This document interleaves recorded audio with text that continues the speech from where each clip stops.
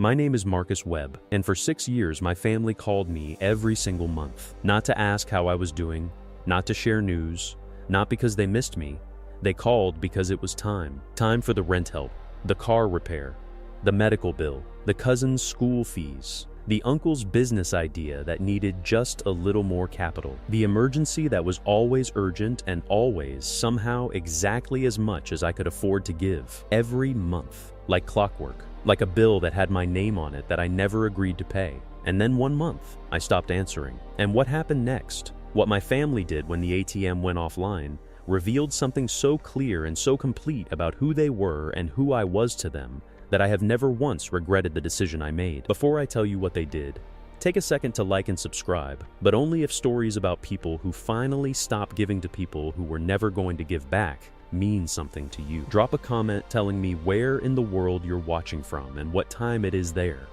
I read them all, and I mean that. Now let me take you back to the beginning, because you need to understand who I was before the money, and what I was to this family long before I had any. I grew up in a large family that was loud about love and quiet about accountability. There were 12 of us in my grandmother's orbit, her 4 children, their various partners, and 7 grandchildren of whom I was the second oldest. Family gatherings were the centerpiece of everything. Holidays that lasted all weekend, birthdays that required rented venues, a kind of collective warmth that I genuinely loved as a child, that felt like belonging, like richness, like the thing people meant when they talked about what family was for. My grandmother, we called her Nana Ruth, was the center of all of it. She was the kind of woman who had held things together through sheer force of character for so long that the holding together had become invisible. It was just the way things were. Ruth's house was where you went. Ruth's table was where you sat. Ruth's word was what settled things. My mother was her youngest daughter. Her name was Beverly. Beverly was warm in the way that some people are warm, genuinely, in ways that cost her, in ways that left her frequently overextended and occasionally exploited. She gave what she had. Sometimes she gave what she didn't have. And she married a man, my father, Winston, who had a talent for receiving and a weakness for giving back. Winston was not a bad person, but he was not a reliable one. He worked in fits and starts, periods of genuine employment followed by periods of between things that stretched longer than they should have. He had a brother named Carl, who was his best friend and his worst influence simultaneously. Together they made plans that almost worked, and investments that almost paid off, and ventures that were always about 3 months from becoming something real. I watched my mother manage the gap between Winston's potential and his output for 15 years. I watched her work double shifts and hold the household together and smile at family gatherings while the weight of it lived in the tension around her eyes. I decided, at around 13, that I was not going to live that life. Not as a rejection of my parents, as a direction. I was going to learn how money worked. I was going to understand it the way my father had never understood it. Not as something that happened to you, but as something you built, systematically, through decisions that compounded over time. I read everything I could find. Business books from the library, the financial section of newspapers. Later, online courses and podcasts, and anything that explained the mechanics of building something real. I was not a prodigy. I want to be clear about that. I was a regular kid from a regular family who had decided that information was the difference between my parents' life and the one I was going to have. I graduated high school with a partial scholarship to a state university. I studied business and finance. I worked 2 part-time jobs the entire time. I graduated with a degree, minimal debt, and 3 years of work experience already on my resume because I had never stopped. I got a job at a financial services firm at 23. I was good at it. Within 2 years, I was promoted. Within 4, I was earning more than my father had ever earned in his best year. And this is when things changed with my family. The first request came from my Uncle Carl. I had been at the firm for 14 months. My salary had increased, but I was still building. Still in the phase of managing my own expenses carefully, still paying down the small amount of student debt I'd accumulated, still building the emergency fund that every finance professional will tell you is the foundation of everything. Carl called me on a Thursday evening. His voice was warm, fuller than usual. He asked how I was doing with a genuine sounding curiosity that I now recognize as the particular warmth people deploy when they need something. Then he asked. He had a business idea.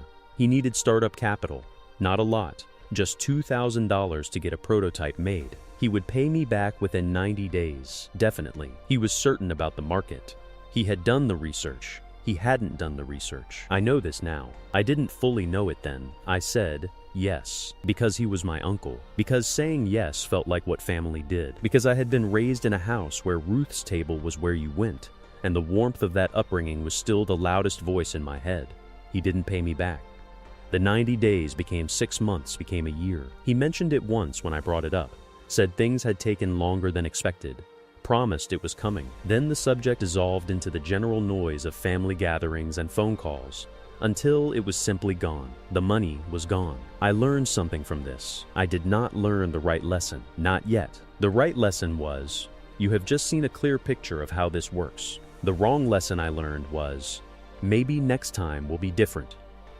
The requests escalated slowly. My cousin Deja, Carl's daughter, 21, had dropped out of community college and was trying to find her footing. Her car broke down. She couldn't get to work. Could I help with the repair? I helped. My mother's utility bill one month when the payment had fallen through some gap between my father's income and what the household required. I helped. My Aunt Patricia, my mother's older sister, who had always been the family's most vocal about prosperity and success and the importance of taking care of your own, needed help with her rent one month because the landlord was being unreasonable. I helped. I want to be honest about this.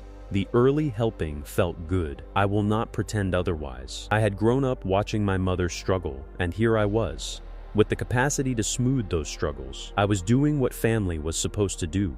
I was at the table.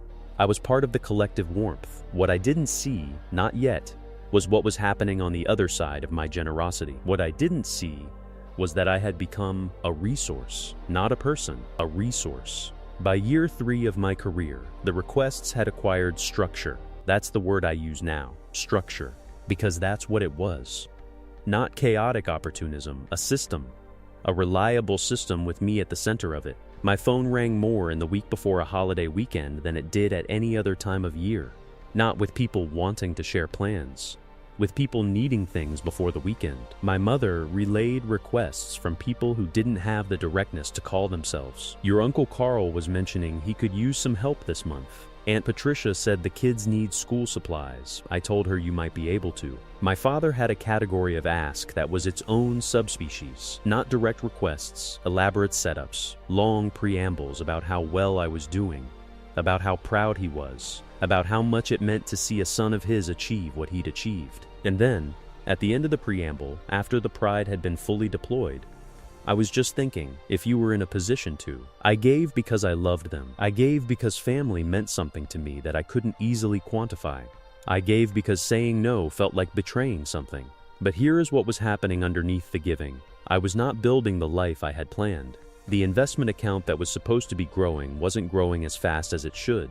The down payment fund for the property I had identified was stalled. The financial independence I had been systematically working towards since I was 13 was being continuously delayed by a steady outflow to people who had not asked me before spending whether I had a plan for my money. They never asked that. They never asked about my plan. They asked about my money. They never asked about my plan.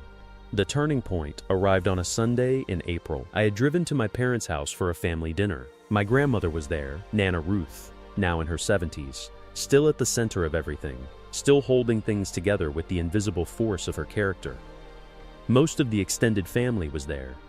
It was the kind of gathering I had grown up loving. After dinner, while the adults were sitting with coffee and the children were somewhere causing their particular small chaos, I overheard a conversation in the kitchen. My Aunt Patricia was talking to my mother.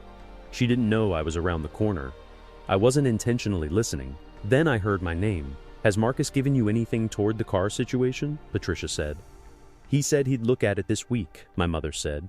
He should just handle it, Patricia said. He makes enough. It's not a sacrifice for him. I know, my mother said, quietly, not disagreeing. He needs to understand that family takes care of family, Patricia said. That's what having that kind of income means. You don't get to just keep it. I stood around the corner for a long moment. You don't get to just keep it. I turned around and walked back to the living room. I sat in the chair by the window and I looked at the people I had grown up with. My Uncle Carl on the couch, talking about a new idea he had. My father nodding along. My cousins who had borrowed money they never mentioned again. My aunt who had just said, 2 rooms away, that my income was not mine to keep. I understood, clearly and completely, what I was to them. Not Marcus, not the son, the nephew, the cousin, the ATM, the reliable one, the one who had figured it out. The one whose figuring it out was the family's resource rather than his own foundation. I drove home that night, and I sat at my kitchen table for a long time. I called my best friend, a man named Theo who had known me since college, who had watched the family dynamic from the outside for years, with a concern he had occasionally and carefully expressed. "I heard something tonight," I said. "Tell me," he said. I told him. He was quiet for a moment. "Marcus," he said, "I have said some version of this to you for 4 years. I just want you to know that." "I know," I said. "What are you going to do?" he said. I looked at the window, my reflection in the dark glass. "I'm going to stop," I said. "Stop everything? Stop giving money to people who see my income as a shared resource that I happen to be the custodian of," I said. "They're going to be angry," Theo said. "I know," I said. "They're going to say you've changed, that success changed you." "Success didn't change me," I said. "Success revealed them." Theo was quiet for a moment. Then he said, "What's your plan?" "I'm going to do it quietly first," I said. "No announcement, no confrontation. I'm just going to stop responding to the requests. I'm going to see what happens when the machine goes dark. And then, I said, I'll know everything I need to know about what this family actually is." The first month I didn't send money was a Thursday in May. Carl called on the 12th. His usual tone, warm, too warm, the warmth that preceded the ask.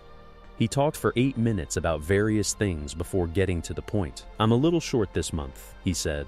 "Nothing major, just a few hundred if you can." "I can't right now," I said. A pause. "Can't?" he said. "Or won't?" "I'm managing some things on my end right now," I said. Vague, neutral, not explanatory. "Marcus, it's a few $100s. You just got that promotion." "I know. I just can't right now, Carl." Another pause, longer. "All right," he said. His voice was different when he said all right. Not warm anymore. I heard the calculation in it. The reassessment. He hung up shortly after. My mother called 3 days later. She didn't bring up money directly. She asked how I was.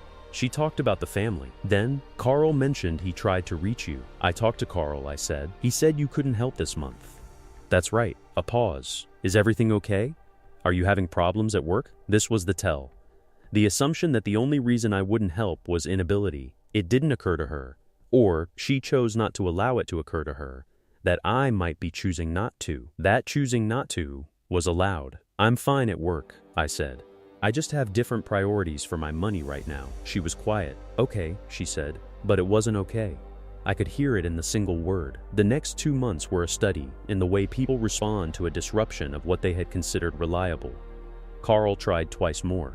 Each time I gave a version of I'm prioritizing differently right now that was consistent and calm. His calls became less frequent.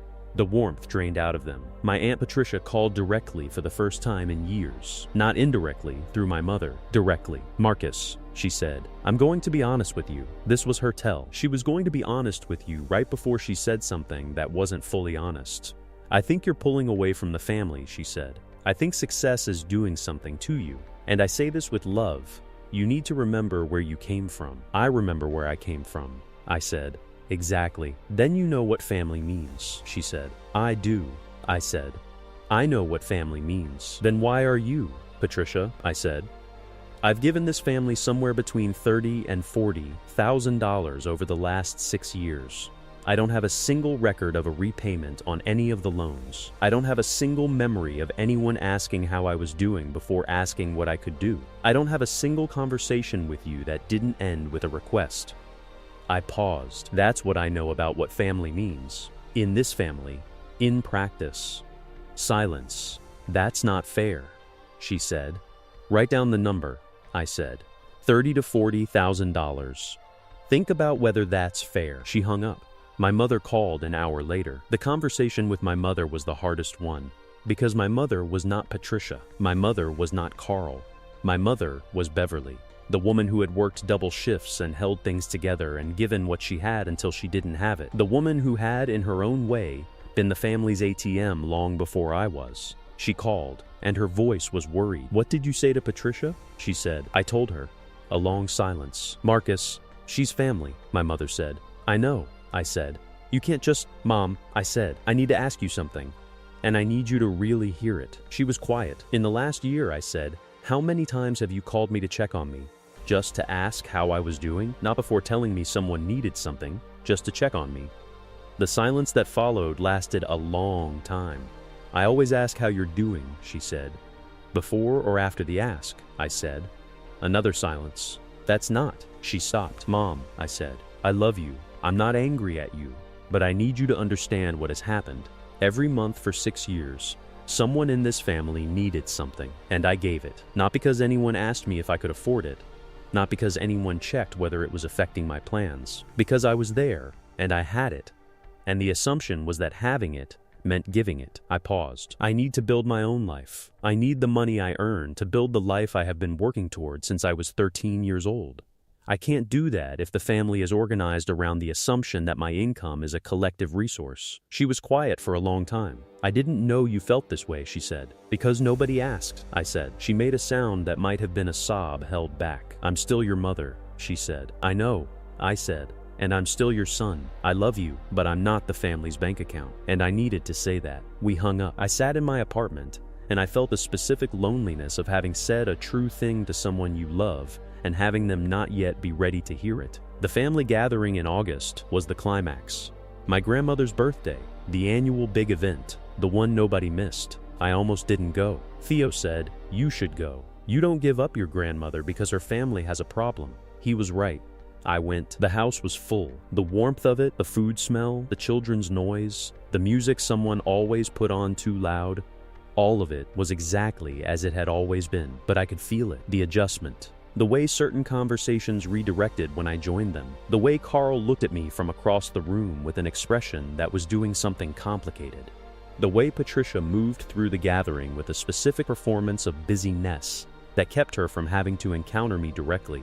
My grandmother found me in the kitchen. Nana Ruth was 74, and small in the way that small people are not small, with a presence that filled whatever room she was in, and a quality of attention that made you feel, when it was directed at you, completely seen. She looked at me for a moment. "Come outside," she said. We sat on the back porch. The yard was the same yard I had spent summers in, the same trees. "Tell me what's happening," she said. I told her everything, quietly and completely. The 6 years. The $30,000 to $40,000. The calls that were always about money. The kitchen conversation I'd overheard in April. The decision I'd made. She listened without interrupting. When I finished, she was quiet for a moment. "You should have told me sooner," she said. "I didn't want to cause trouble," I said. "You were causing trouble with yourself," she said. "Giving what you couldn't afford to give." "I could afford it technically," I said.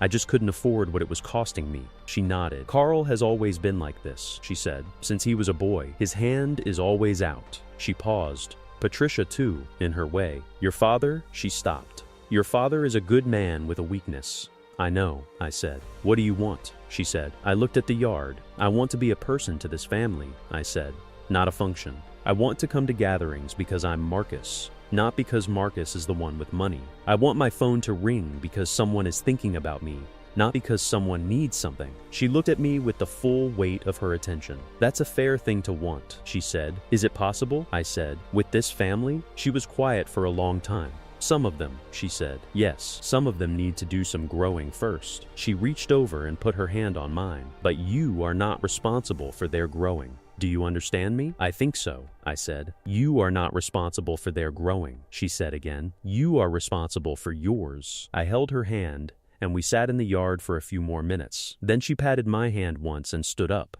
"Come eat," she said. "It's your grandmother's birthday, and I want you at my table." I followed her inside. The confrontation happened after dinner. I didn't plan it, but I also wasn't surprised when it arrived. We were in the living room, most of the adults, the post-dinner settling of a family gathering. Someone had turned the music down. The children had migrated to the basement. Carl started it. "Marcus," he said, "I think we should talk." His voice had the specific quality of someone who has been composing a speech. "Okay," I said. "The last few months," he said. "You've been different." "How so?" I said. "Pulling back," he said, "from the family. People have noticed." "What have they noticed?" "That you're not the same," he said. "That success has." "Changed me?" I said. "Yes," he said.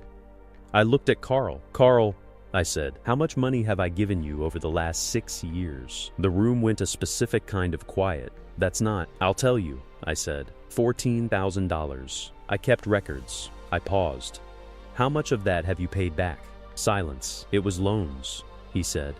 Things were hard and they were gifts, I said, because I never said no and you never paid them back, and eventually we both pretended the subject didn't exist. I looked around the room. I have given this family, collectively, somewhere between $30,000 and $40,000 in 6 years. I don't have a single record of a repayment. And in 6 years, I can count on one hand the number of times someone in this room called me to ask how I was doing, without the call turning into a request. The room was very still. My father was looking at his hands. My mother was looking at me with an expression I couldn't fully read. I'm not saying this to make anyone feel bad, I said. I'm saying it because it's true, and because I have been not saying it for 6 years, and I need it to be said.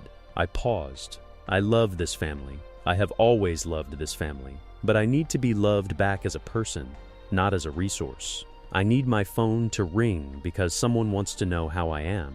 I need my visits to be about being together, not about what I can provide. I looked at Carl. That's what changed, not success. The realization that the relationship wasn't reciprocal. Patricia said, "You can't put a price on family." Patricia, I said, "You told my mother that I shouldn't get to keep my income, that having it meant it was the family's to access." I looked at her directly. That is putting a price on family. The price is me. She opened her mouth, closed it. My grandmother spoke from the armchair where she had settled after dinner. "He's right," she said. Everyone looked at her. "He's right," she said again.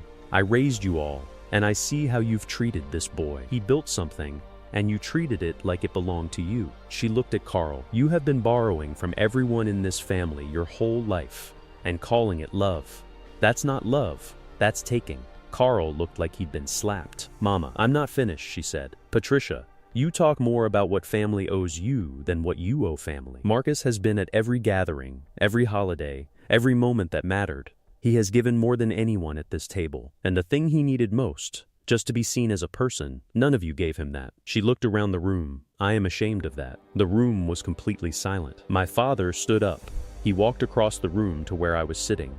He sat down beside me. He didn't say anything for a moment. "I knew," he said, "not all of it, but more than I pretended not to know." He looked at his hands. "I told myself you could afford it, that it wasn't really hurting you. That was the story I told." He looked at me. "I'm sorry, son." I looked at my father. "Dad, let me say it," he said. "I'm sorry. You worked for what you have, and you deserved better from us, from me." I held the weight of that for a moment. "Thank you," I said. What happened after that gathering was not a fairy tale. I want to be honest about that because I think honest endings are more useful than clean ones. Carl did not transform overnight. Patricia required several more months of distance before a version of accountability arrived that felt real rather than performed. Even then, it was incomplete. People who have operated inside a particular story about themselves for decades don't revise that story quickly. My father surprised me. He started calling more. Not with requests, just to talk about what I was working on, about things he was reading, about small and ordinary things that were the fabric of a real relationship, rather than the prelude to an ask. Those calls were awkward at first, the way it is when two people are learning a new language together. But they became something. My mother and I had a long conversation, about a month after the birthday gathering, where she said things she had needed to say for a long time, and I said things I had needed to say for a long time.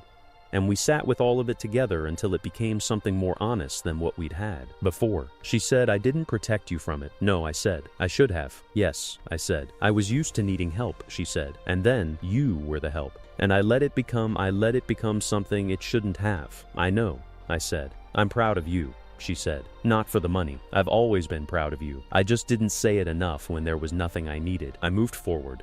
I invested in the property I had been planning since I was 24 years old, a small multi-unit building in a neighborhood I had analyzed for 3 years. The investment was right. The timing was right. I had been ready for 2 years. The money had just been going somewhere else. I hired a financial planner who helped me structure the next 5 years with a clarity I had been trying to build alone. The family gatherings continued. Different, but continued. My grandmother's table was still the center of it. I was still at the table, but I was at the table as Marcus now, as a person, not as the reliable source of emergency funds. The requests didn't stop entirely. People's habits take time to change, but they became less frequent, less assumed. And when they came now, they came differently, with a real question underneath them rather than an entitlement. And occasionally I said yes, not because I felt I had to, because I chose to. Because choosing to is entirely different from being obligated to. The distinction is everything. Here is what I want you to know. What took me 6 years to learn is something I want to give you now, in case you're somewhere in the middle of it. There is a specific manipulation that operates inside families, inside loving families. Families with real warmth and real history and genuine affection, where one person's capability becomes a shared assumption, where your success becomes the family's resource, where saying no is reframed as betrayal rather than recognized as a boundary. This manipulation is not always conscious. The people doing it do not always know they are doing it, but the effect is the same. You are turned from a person into a function. And the cruelest part is that the function is wrapped in the language of love. Family takes care of family. You don't get to just keep it. Remember where you came from. All of it framing your income as something that belongs to everyone who shares your blood, rather than something you built through years of deliberate, disciplined, unassisted effort. It took an overheard conversation in a kitchen for me to hear that language clearly. It took one sentence, "You don't get to just keep it," to make me understand what I was inside the family I loved. The ATM doesn't have feelings. The ATM doesn't have plans. The ATM doesn't lie awake thinking about whether the investment account is growing fast enough. You are not an ATM. Your capability is yours. What you choose to give with it is yours to decide. Not because family doesn't matter. Family matters deeply. But the version of family that demands without asking, that takes without seeing, that calls because it's time rather than because it misses you, that version of family has confused love with access. And when you stop providing the access, you find out very quickly what was underneath the love. Sometimes you find out there was real love there. Love that had gotten lazy. Love that had mistaken proximity for participation. Love that, confronted with the honest reality of what it had been doing, is capable of growing into something more honest. My father is that story. My mother is that story. Even Nana Ruth, at 74, sitting in an armchair and saying, "I am ashamed of that." That is a story of love that still had the capacity to see clearly. And sometimes you find out there wasn't. Sometimes you find out that the warmth was performance, and the family gatherings were recruitment events, and the people who called you monthly were not family members who also happened to need help, but people who needed help and had learned to call it family. Either way, stopping teaches you. Either way, the truth is worth knowing, because you cannot build a life while carrying everyone else's needs as your primary obligation. You cannot build your foundation while someone else is living on it. My grandmother told me, "You are not responsible for their growing. You are responsible for yours." I have thought about that sentence almost every day since she said it. I have put it on a note above my desk. You are not responsible for their growing. You are responsible for yours. My name is Marcus Webb. For 6 years, my family called me every month because it was time. And then I turned the machine off, and I found out who I was to each of them, and I grieved the ones who were lost in the finding out. And I held on to the ones who had love that could grow. And I built the life I had been building toward since I was 13 years old, and I'd watched my mother work double shifts and decided I was going to understand how money worked. The property is performing. The account is growing. The phone rings because people want to talk to me. And when it rings because someone needs something, I decide. Not because I have to, because I choose to. That is what I spent 6 years learning to do. Choose. If you are the ATM in your family, if your name comes up most often in conversations about what people need rather than who people love, I need you to hear this. You are allowed to stop. You are allowed to say, "I love you, and I choose differently now." You are allowed to find out who is still there when the machine goes dark. And then you are allowed, you are required to build something with what you find out. Your capability is not their inheritance. It is yours. Every dollar, every decision, every day, yours.